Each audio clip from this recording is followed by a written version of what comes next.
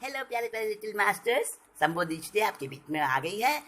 नमस्कार, जय जिनेन्द्र। और आज मैं लेकर आई हूँ एक बहुत मजेदार कहानी।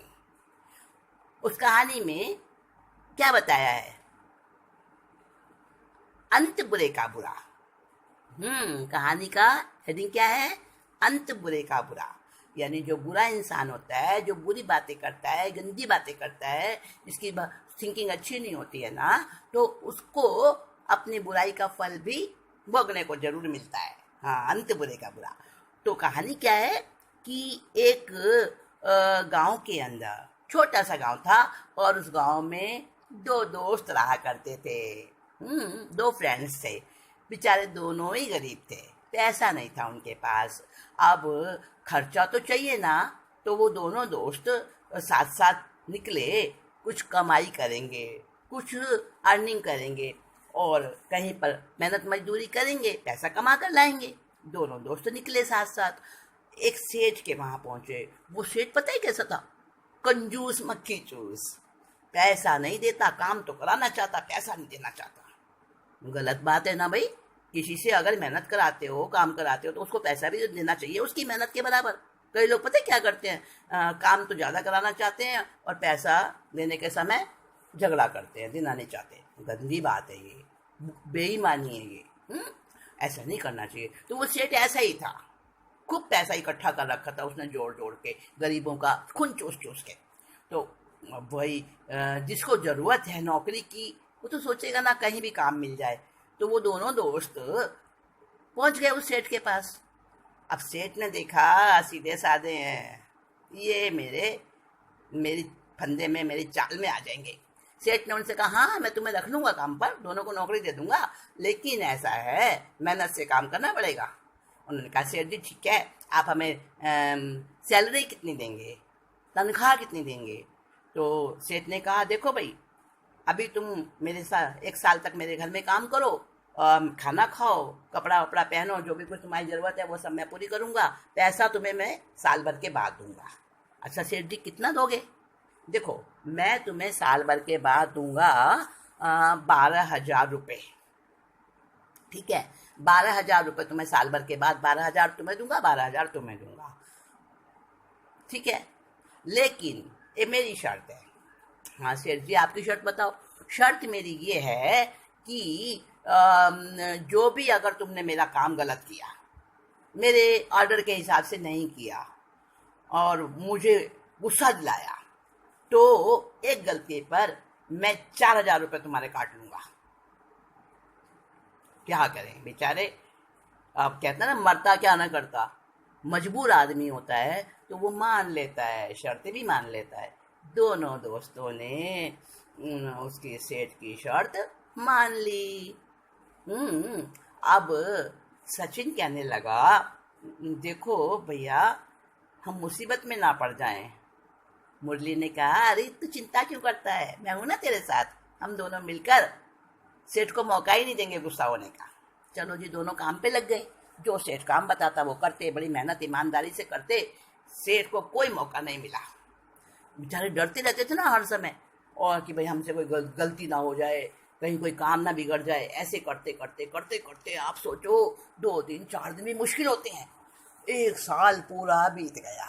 कुछ भी उन्होंने गलती नहीं करी, सेठ को जरा सा भी नाराज नहीं किया।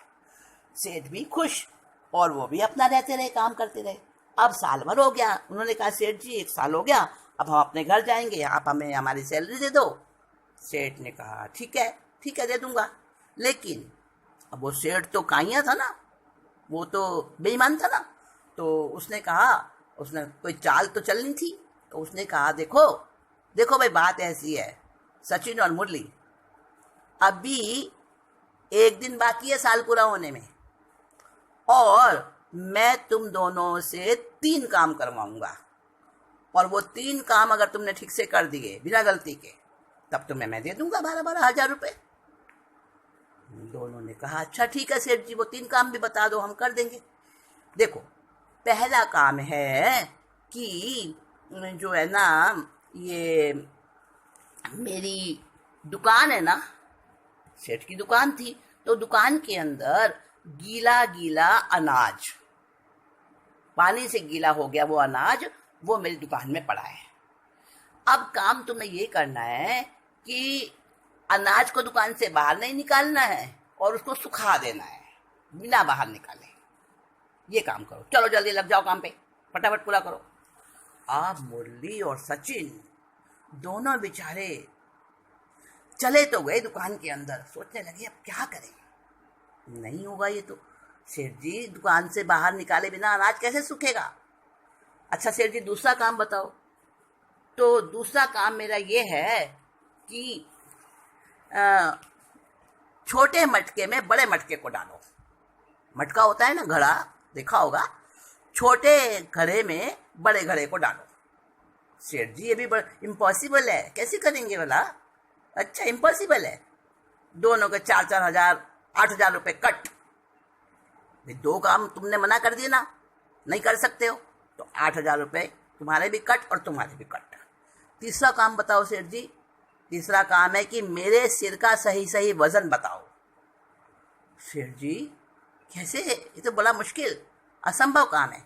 जाओ तो 12,000 रुपये तुम्हारे दोनों के कट हो गए, भागो भागो यहाँ से।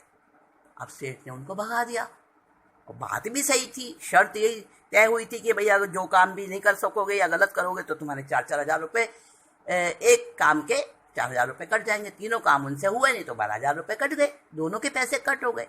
अब वो दोनों बेचारे रोते रोते जा रहे हैं, अपना परेशान हो रहे हैं, दुखी हो रहे हैं। और सेठ, वो कंजूस सेठ जो पैसा दोनों को मारता था, बेईमान सेठ, वो तो खुश हो रहा है, मूंछों पे ताव दे रहा है और अपनी तोंद पे हाथ फेर के, बड़ा मैं कितना समझदार हूँ, कितना मेरा दिमाग तेज है, कैसे उल्लू बना दिया, कैसे अपने सारे पैसे बचा लिए मैंने बेईमानी करके। देखो बुरे काम का तो बुरा ही नतीजा होता है। सेठ तो खुश हो रहा है, उसको तो फायदा हो गया, बुराई करके भी फायदा हो गया। नहीं, दिखता है थोड़े टाइम के लिए कि हाँ बुराई करने वाला खुश है, मस्ती में है और अच्छे से जिंदगी बिता रहा है, लेकिन असलियत में एंड में पता है क्या होता है, बेईमानी का, बुराई का फल तो खराब ही होगा। अब देखो आगे क्या होता है। सचिन और मुरली दोनों चले जा रहे थे, बेचारे रो रहे थे, परेशान थे, दुखी थे। और उनको जाते जाते वहाँ पे रास्ते में कौन मिला, एक पंडित मिले। पंडित जी ने कहा बेटा क्या है, तुम बड़े दुखी हो रहे हो दोनों, कुछ परेशानी है तो मुझे बताओ। और पंडित जी ने बड़े प्यार से उनसे बड़ी सहानुभूति से पूछा, तो दोनों रोते रोते अपनी सारी बात उनको बता दी और कहा ऐसे हम ठगे गए, हमारे सीधेपन का उस सेठ ने लाभ उठाया। पंडित ने कहा अरे बच्चों जाओ, दोबारा जाओ, अभी तो देखो दिन बाकी है, आज का दिन है ना तुम्हारे पास, तो अभी तो दोपहर के 11 बजे हैं, तुम 12 बजे तक सेठ के पास पहुंच जाओगे और सेठ से कहना हम तुम्हारे ये तीनों काम करते हैं। पर पंडित जी हम करेंगे कैसे तीनों काम, बड़े मुश्किल है। अरे बेटे मैं तुम्हें तरकीब बता रहा हूँ ना। और उनके कान में पंडित जी ने तरकीब बता दी, तीनों काम कैसे करने। आप दोनों जन बड़े खुश हुए, गए दोबारा से। सेठ ने कहा आप क्यों आए हो। सेठ जी हम आपसे ये कहने आए हैं, अभी आधा दिन बाकी है ना, 1 साल पूरा होने में अभी हमारे पास टाइम है ना। आपके जो तीनों काम है ना हम करते हैं, कोशिश करते हैं, हम कर लेंगे। अच्छा तुम तो कह रहे थे नहीं होंगे। हाँ सेठ जी हम घबरा गए थे ना, अभी करते हैं। अच्छा तो जाओ पहले मटका लाओ, छोटे मटके में बड़े मटके को डालो। अच्छा सेठ जी बिल्कुल अभी करते हैं। अब वो दोनों गए, बड़ा मटका लाए और छोटा मटका लाए। उन्होंने क्या किया, बड़े मटके को तोड़ दिया, मिट्टी का होता है ना मटका, तो उसको तोड़ दिया। सेठ कहता है क्या कर रहे हो, मेरा नुकसान कर दिया। सेठ जी आप देखो आपका काम कर रहे हैं, जो आपने ऑर्डर दिया वो पूरा कर रहे हैं। उसको तोड़ के उसके छोटे छोटे टुकड़े किए बड़े मटके के, और वो सब छोटे मटके में भर दिए। सेठ जी ये देखिए, छोटे मटके में बड़ा मटका हमने डाल दिया। अब सेठ तो चुप, कोई जवाब नहीं उसके पास में। उसका तो काम हुआ था ना, जैसा उसने ऑर्डर दिया था पूरा हो गया था। अच्छा आप दूसरा काम करो, अच्छा सेठ जी ठीक है ना, ये तो हो गया ना, आप दुकान पे जाते हैं। आप दोनों दुकान पर गए। दुकान में जो अनाज था ना, वो जो गीला अनाज था, भीगा हुआ था पानी से, उसको सुखाना था बिना बाहर निकाले। तो उन्होंने क्या किया, वो सारा अनाज दुकान के अंदर ही फैला दिया। सेठ कहता है, बेवकूफो, ये ऐसे कैसे सूखेगा दुकान के अंदर, न यहाँ पे धूप आती है ना हवा आती है। का सेठ जी अभी हम कर रहे हैं, वो सब इंतजाम कर रहे हैं हम।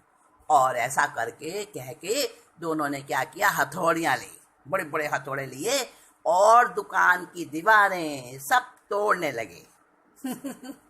दीवारें सारी तोड़ दी दुकान की। अब दुकान में हवा भी आ गई, धूप भी आ गई, क्योंकि दीवारों की वजह से ही तो धूप और हवा नहीं आ रही थी ना अंदर, और वो दुकान तो टूट गई। अब सेठ कहता है, अरे ये क्या किया। सेठ जी हमारा जो काम है हम उसे पूरा कर रहे हैं, देखिए अनाज सूखता जा रहा है और अभी सूख गया ये फटाफट। अब सेठ कुछ भी नहीं बोल पाया। उसके जो दूसरे नौकर थे वो भी देख रहे थे, उनको मजा भी आ रहा था कि वाह सेठ को आज अपने कर्मों का फल मिल रहा है। आज शेर को सवा शेर मिला है ना, कहते हैं ना शेर को सवा शेर मिल जाना, अपने से ज्यादा कोई बड़ा होशियार मिल जाना। तो खुश भी हो रहे थे। तो सेठ कहता है, अरे तुम देख रहे हो, इनको रोको, मेरी दुकान तोड़ दी सारी। कहने लगे, सेठ जी आपका ऑर्डर है, ये काम कर रहे हैं, हम बीच में क्या बोलें। यानी कि सेठ की दुकान सारी तहस नहस हो गई। अब सेठ कहता है, अरे तुमने ये मेरा कितना नुकसान कर दिया, सारा मेरा पैसा, अब मैं दुकान बनाऊंगा, दोबारा से बनवाऊंगा, और ये वो बहुत बड़बड़ करने लगा। सचिन और मुरली कहने लगे, सेठ जी देखो हमने अनाज सुखा दिया ना बिना बाहर निकाले। अब देखिए सेठ जी तीसरा काम और करना है, आपके सिर का सही सही वजन करना है। और कहकर और एक जो दराती होती है ना घास काटने वाली, वो हाथ में ले ली। मुरली जरा थोड़ा सा और कहते हैं ना निडर था बोलने में, तो मुरली ने हाथ में ले ली वो दराती और कहने लगा, सेठ जी आपके सिर का सही सही वजन मैं कर दूंगा, अभी कर देंगे हम दोनों, लेकिन उसके लिए तो आपके सिर को धड़ से अलग करना पड़ेगा वजन करने के लिए, तोलने के लिए। तो आप बिल्कुल सीधे खड़े हो जाना, हिलना मत। अब तो सेठ थर थर कांपे, ये दोनों तो मेरा सिर काट देंगे अभी, जैसे मेरी दुकान तोड़ दी, जैसे मेरे मटके तोड़ दिए। और सेठ एकदम डर के कांपने लगा और कहने लगा, नहीं नहीं नहीं मेरा सिर मत काटना। तो सेठ जी आपका तो ऑर्डर है ना, आपके सिर का वजन करना है ना। अब तो सेठ उनके पैरों में गिरता है, माफ़ी मांगता है, मेरी गलती हो गई, मैंने बेईमानी की थी, मैं तुम्हारा पैसा हड़पना चाहता था, नहीं तुम अपना पैसा ले जाओ। नहीं सेठ जी हम तो आपका तीसरा काम भी पूरा करेंगे। अरे मेरे बाप छोड़ दे मुझे, छोड़ दो तुम दोनों मुझे, मैं तुमसे माफ़ी मांगता हूँ, बार बार तुम्हारे पैरों में गिरता हूँ, मैं तुम्हारे को 12 की जगह 15-15 हजार रुपए दूंगा, अरे मेरे को छोड़ दो। नहीं सेठ जी नहीं। आखिरकार गांव के पंच आए, सारे लोग इकट्ठे हो गए और सबने उस सेठ को बहुत बहुत धिक्कारा, बहुत बहुत बुराई दी। तो कैसा इंसान है, ऐसे गरीबों को सताता है। और आखिरकार दोनों को 25-25 हजार रुपए दिलवाए उस सेठ से, और दोनों 25-25 हजार रुपए लेकर खुशी खुशी अपने घर गए। और सेठ को तो अकल आ गई, उसने कसम खा ली, अब मैं कभी भी किसी गरीब को नहीं सताऊंगा, किसी का हक नहीं मारूंगा, किसी काम करवा के और उसको पूरा पैसा दूंगा। आज से मैं अभी कभी बेईमानी नहीं करूंगा। सेठ सुधर गया और सचिन और मुरली ढूंढने लगे उस पंडित को। वो पंडित जी जिन्होंने हमारे को सारा रास्ता बताया, और पंडित जी कहाँ मिलने थे, वो पंडित जी कोई कहीं थे ही नहीं। वो तो कौन थे, वो तो कोई अदृश्य शक्ति थी। हम कहते हैं ना भगवान सहायता करने आते हैं, हमारे मन का जो एक भरोसा होता है, एक विश्वास होता है, वही भगवान बन के आता है। तो पंडित तो कहीं मिले नहीं, उन्होंने ढूंढा भी सही और पंडित जी को याद करने लगे। पंडित जी कितने अच्छे थे, हमारे जीवन में हमारे को मुसीबत बचा दी हमारी। तो खुशी खुशी अपने घर गए। तो लिटिल मास्टर्स, छोटे छोटे प्यारे प्यारे बच्चों, मेरे साथियों, तुमने सुनी ये कहानी? हाँ, हम बुराई का फल बुरा। हाँ, हाँ, अंत बुरे का बुरा। सुना ना? और तो सेठ को आ गई अक्ल। ऐसा कभी बेईमानी का काम किसी के साथ में नहीं करना। हाँ, अच्छा याद रखोगे ना इस शिक्षा को? तो अब मैं चलती हूँ।